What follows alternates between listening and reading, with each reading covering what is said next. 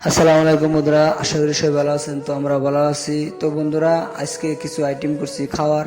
তো কোন জায়গায় খাবো তাই ভাবছি। তো আমরা কালাম হোটেলে যাব বলে আশা রাখছি।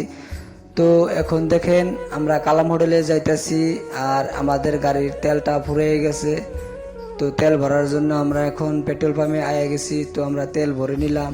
তো তেল ভরতে ভরতে কিছু কথা বলি সবাইকে।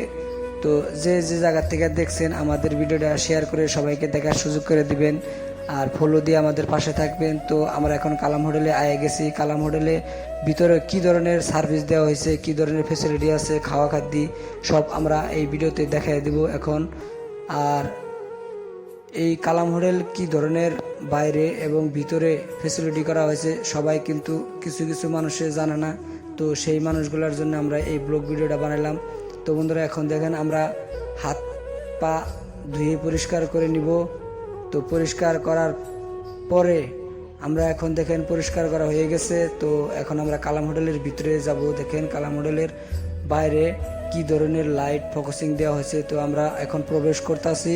প্রবেশ করার পরে দেখেন এই জায়গায় কি ধরনের ফ্যাসিলিটি দেওয়া হয়েছে, কি ধরনের মানুষকে খাওয়ানো হয়। তো দেখেন এই ধরনের ভিতরে আইটেম দেওয়া হয়েছে। তো এখন আমরা কিছু আড্ডা করে নিলাম।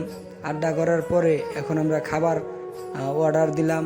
কি ধরনের খাবার দেওয়া হয় তো আমরা দেখাবো সবাইকে। পরবর্তী ভিডিও দেখার জন্য আমাদের সাথে